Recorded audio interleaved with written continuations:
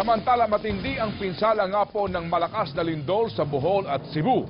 Pero kung sa Metro Manila po ito tatama, gaano nga ba tayo kahanda?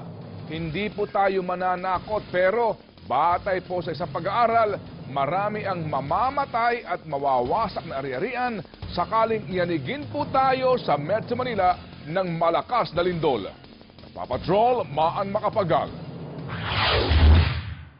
Kung isang intensity 7.2 na lindol galing sa West Valley Fault ang tatama sa Metro Manila sa gabi, habang natutulog ang halos lahat ng may 12 milyong residente ng Metro Manila, tinatayang 35,000 tao agad ang mamamatay. Ito ang lumabas sa pag-aaral ng JICA, MMDA at PBOX noong 2004. Mas malawak ang devastation sa atin. Mas maraming populasyon.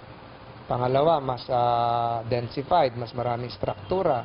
Tinatayang higit 100,000 ang masasaktan sa pagguho ng may 170,000 bahay. Klase ng materyales, kung saan ang kinalalagyan niya, yung edad ng gusali, kung kailan to ginawa.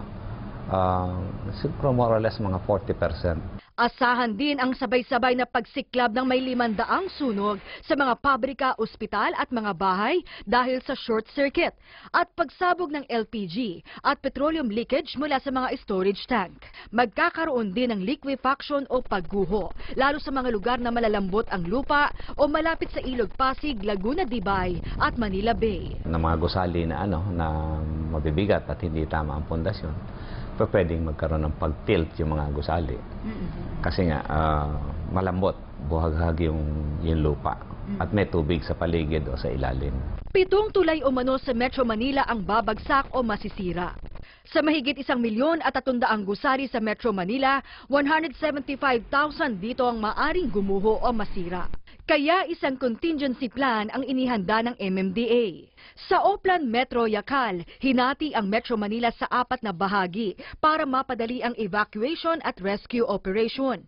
Itinalagang staging areas ang Veterans Memorial Golf Course sa Quezon City, Marikina Youth Camp para sa East, Intramuros Golf Course para sa West, at Villamor Air Base Golf Course para sa Southern Metro Manila. Doon dapat pumunta, nandun nakasetup dapat yung open tent hospitals, nandoon yung trauma assistance, nandoon yung command post. Gagamitin ding evacuation center ang mga athletic field, sport arenas, memorial parks, simbahan at gym.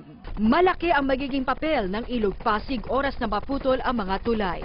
Paggamit sa Pasig River bilang isang alternatibong ruta kung paano magdala sa ospital. Sa isang pag-aaral ng World Bank, iminumungkahing bigyang prioridad sa bansa ang retrofitting ng mga eskwelahan, ospital at pampublikong gusali. Sapagkat mataas ang populasyon na nagko-converge dito sa mga gusali na ito. Sa inilabas na Metro Manila Council Resolution naman, inuobliga ang mga mall operator na magsagawa ng earthquake drill. Pinakamahalaga ayon sa otoridad, umpisahan na agad ang paghahanda sa pamilya at tahanan. Maan Macapagal, Patron ng Pilipino.